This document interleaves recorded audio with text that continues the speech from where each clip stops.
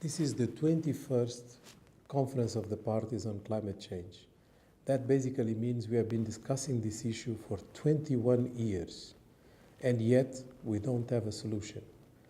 We may be pretty close to a solution in the sense that for the first time, countries are volunteering themselves what they will do to make sure that we are not going into a disaster.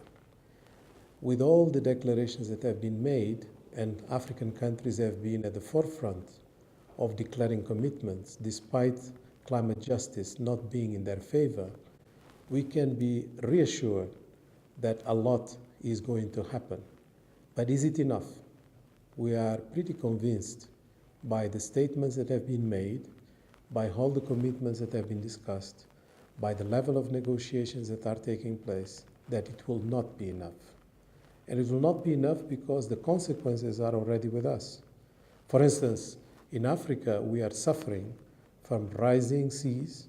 We are already suffering from floods, droughts, and many consequences of climate change.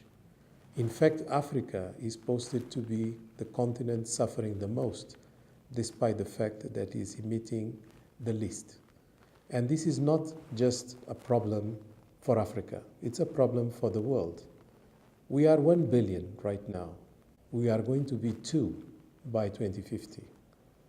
There is no way we are going to have standards of living that are accommodating so many people entering the job market, our cities that are going to grow like never before in the history of humanity, without being able to industrialize.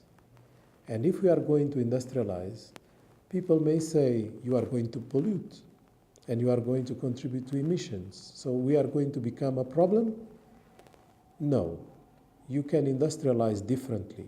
In fact, Africa is poised to be the first continent that is going to be able to industrialize through empowering renewable energy potential. Our energy potential on renewables is the best in the world, which basically gives us a ticket for green industrialization, a ticket that will allow Africa to do it differently from all the others before. We are not going to retrofit because we don't have anything to retrofit. We are going to do it from scratch differently if we have the right options. That's why our declarations, as ambitious as they are, may not be enough. We need the political determination that is going to make this change possible, that will poise Africa to be the different continent, the one that respects the climate, the one that will not just suffer from climate injustice, but the one that is going to be showing the way, not as a residual receiver of funds that others may give, but as part of the solution for the future of humanity.